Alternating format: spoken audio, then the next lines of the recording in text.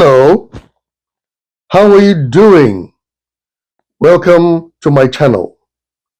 Welcome back to Papa-Norr's story time. I trust you're doing very well. And once again, I would like to say a very big thank you to all those who have subscribed to the channel, those who have clicked on the notification button, those who have liked it and shared it. Thank you very much.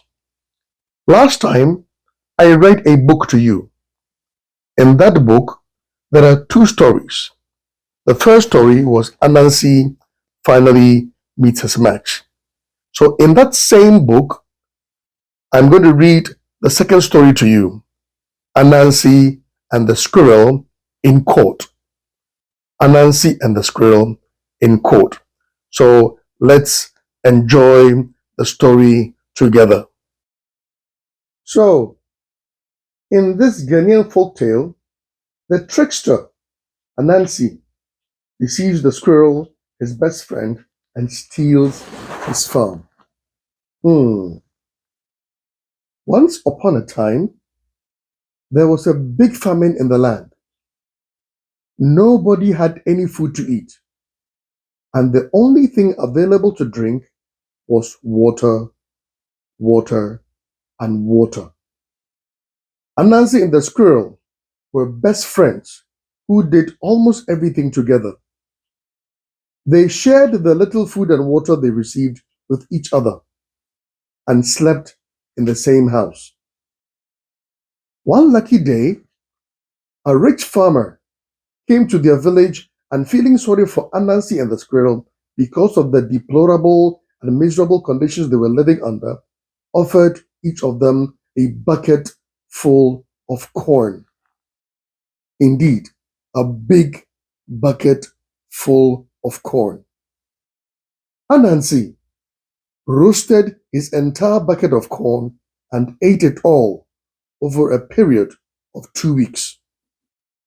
But the squirrel decided to divide his corn into two parts.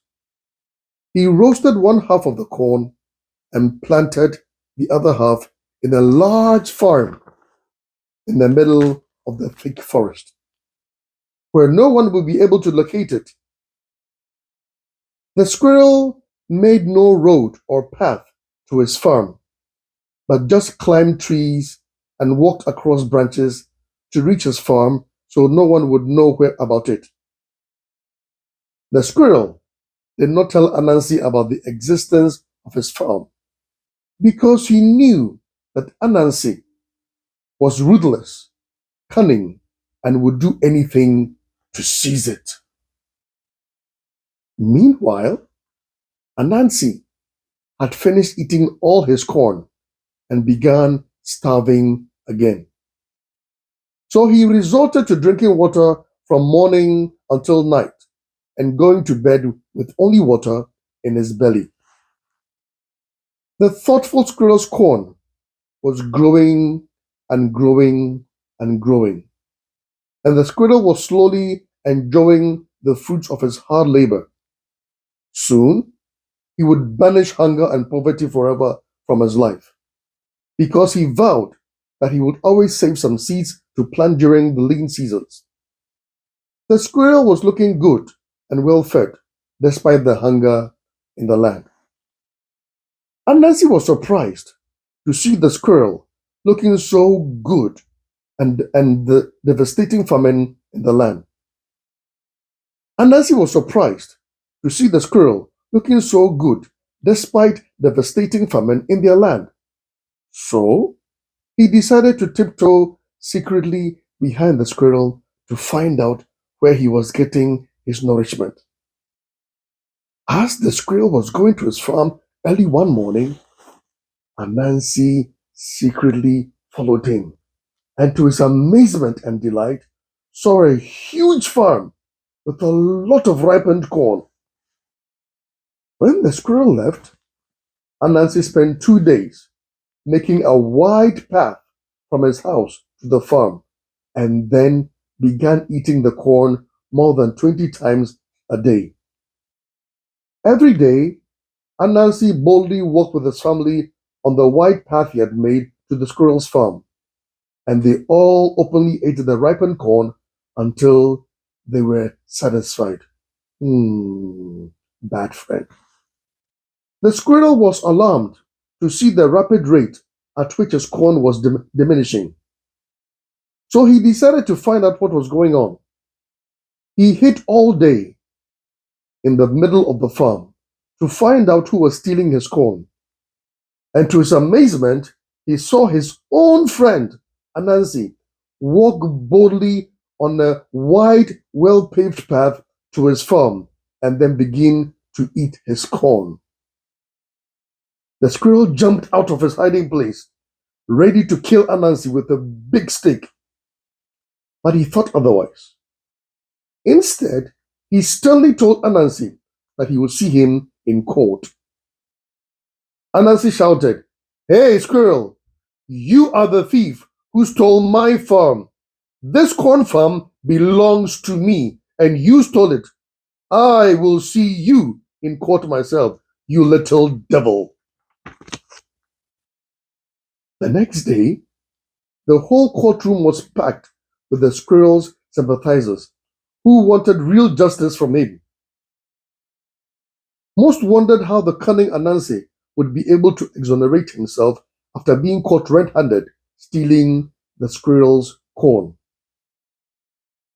The squirrel presented his case, telling the court how he had caught Ananse red-handed in his corn farm, eating some of the corn and bagging more of it to take to his house. The squirrel showed some of the stolen bags of corn to the judge. The judge asked Ananse whether he was guilty of stealing the squirrel's corn and transporting bags of corn away from his farm without authorization. Ananse answered that he was not guilty. He said, "The squirrel is lying. The farm does not belong to him. It is mine.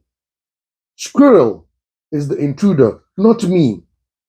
Ananse swore that after he had won the case, he would countersue the squirrel for making false accusations and malicious accusations against him. Then Ananse shouted, "Your Honor, I have spent a long time and a lot of money making my farm and have paved a wide path from my house to the farm, which I tend on a daily basis. I am upset and annoyed by the fact that a thief like Squirrel can claim my farm as his own. Your Honor, ask the squirrel if the farm belongs to him, how he gets to his farm from his house. Let him prove to the court that he has paved a path or anything from his house to his own farm." The judge asked the squirrel to answer Ananse's questions on how he got to his farm. The squirrel answered that he climbed trees and walked across branches to his farm. Ananse retorted before the crowded court, "Ridiculous, Your Honor, ridiculous. How could he have the audacity to stand before Your Highness and tell you the rest of us that he goes to his own hard-earned farm by climbing trees and bushes? What an absurd and shameful statement to tell this august court. Your Honor, it is an insult to your authority for the squirrel to tell you such a cock and bull story here and to perjure himself before your mighty court." The court found it impossible to accept that the squirrel could merely climb trees to get to the farm. So Ananse was awarded the farm along with all the corn growing in it. Ananse thanked the court and informed everyone present that he had decided out of his own kindness to forgive the squirrel for all his false statements and for attempting to impugn his reputation. Ananse's integrity and assassination of character. He told the squirrel to be of good character and to go out and sin no more. The end. So, what is the moral of this story that I just read? Moral lesson number 1. If you own a property, Make sure you secure that property with proper documentation. Don't always trust friends. Indeed, some friends are good, but some friends, like Ananse, have always dubious intentions and bad intentions. Always remember to secure your property and safeguard your property. If you have learned any other lessons out of this book, go down to the comment section and tell me about that lesson you've learned. If you're new to this channel, I would like to nudge you, urge you, encourage you. Subscribe. Click on that notification button, like it, and share it with your friends and family. Thank you very much. I'll see you again in the next story. Ta-ta.